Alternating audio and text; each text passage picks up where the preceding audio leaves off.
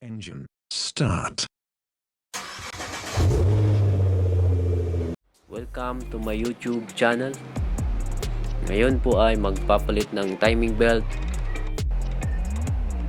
Tinanggal na po ang pulley, engine pan. Ipapakita na lang po yung pagtanggal ng timing belt. Ito po ay Toyota Hiace 2001 model 2L engine. Bago po baklasin ang timing belt, kailangan nakatiming ang makina. Kailangan pong i-double check ang mga timing marks ng gear, katulad ng camshaft, gear, timing mark, injector, timing mark, crankshaft, timing mark. Tanggalin yung pulley sa ilalim, bolt para tanggalin yung cover. Baklasin yung mga bolt na 10mm.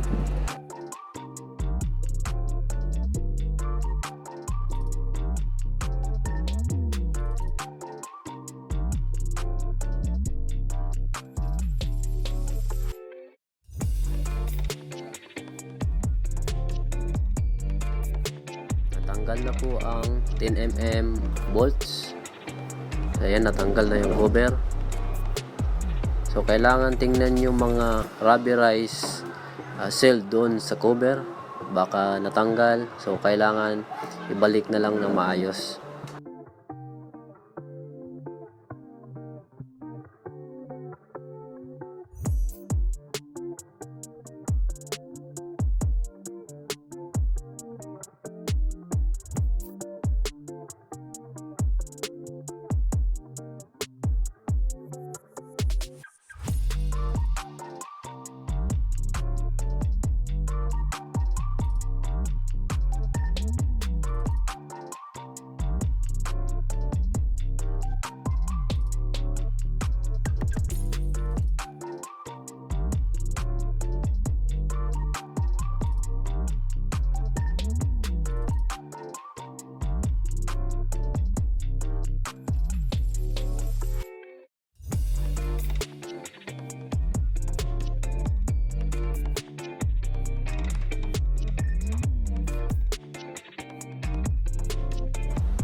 Pwede pong kapain yung mga timing mark.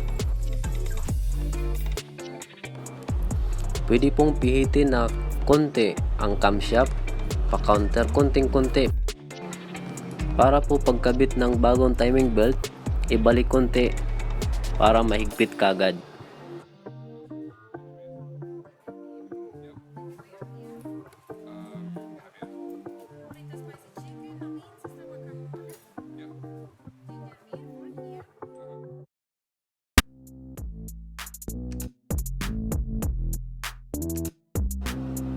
Iilawan po natin yung tensioner bolt para makita kung saan tayo pupesto ng tools.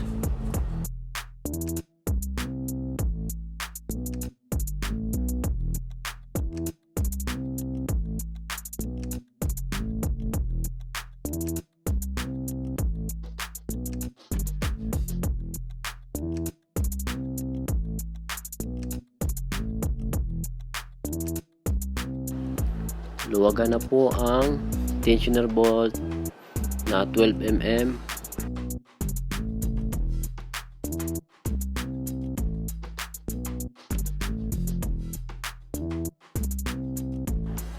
Halalay lang po ang pagsikwat para lumuwag yung timing belt. Sikwatin lang yung tensioner.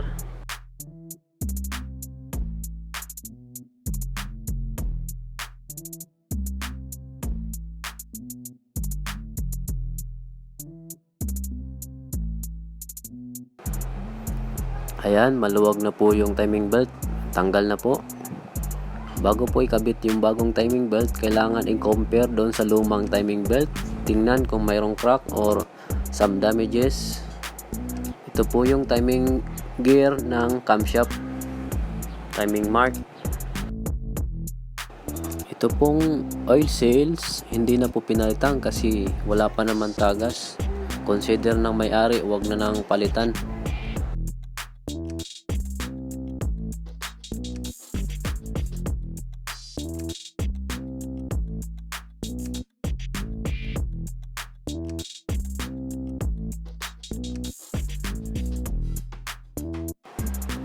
Original pong timing belt ito ng Toyota.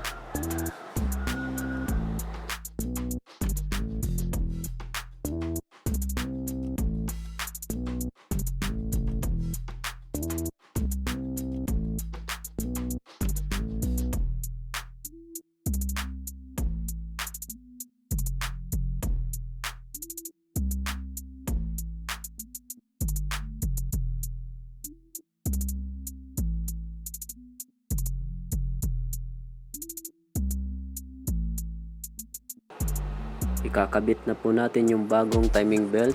So ang uunahin po ay doon sa crankshaft timing gear sa ilalim. So kailangan i-double check yung washer, spacer doon sa ilalim.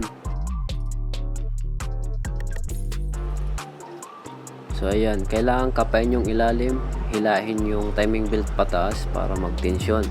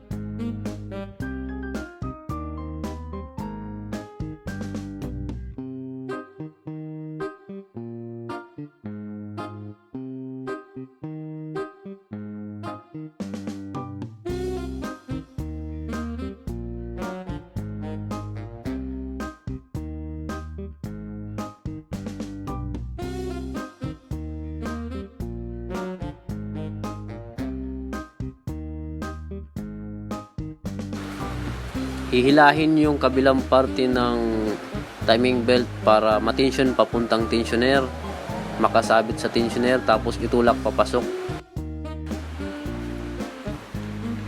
Dahan-dahan na itulak, alalay lang doon sa tensioner para hindi mahulog yung timing belt. Ibalik yung konting timing ng camshaft para makapasok yung ngipin.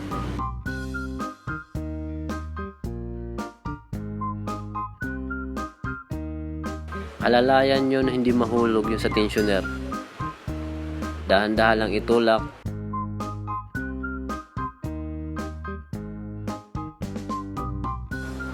Diinan, itulak.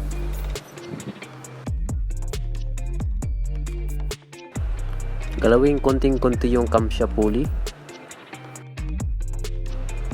para mag-tension. I-double check ang mga timing.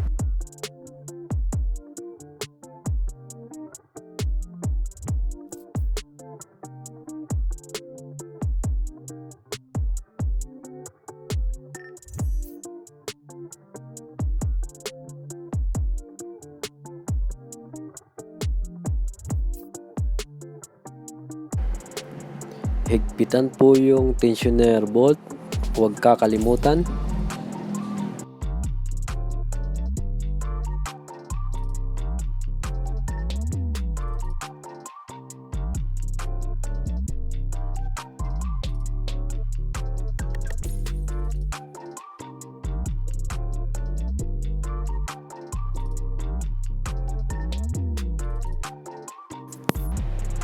Higpitan na po yung tensioner, sikwatin ng screwdriver.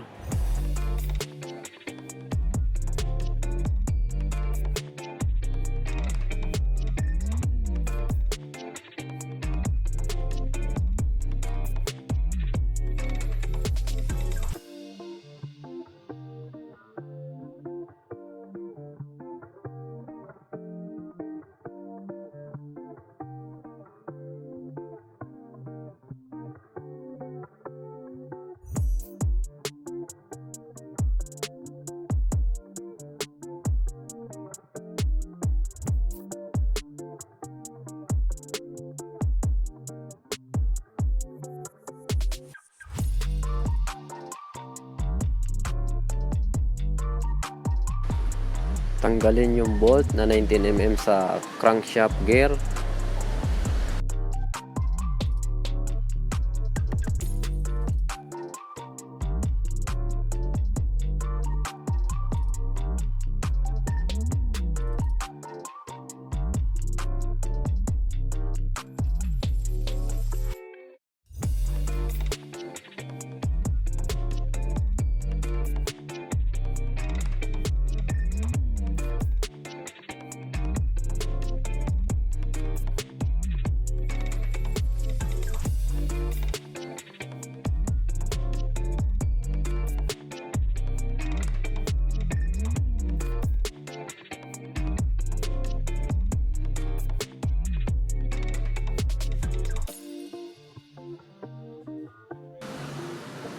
Tapos na pong ikabit ang timing belt, pwede na po natin ilagay yung cover na plastic.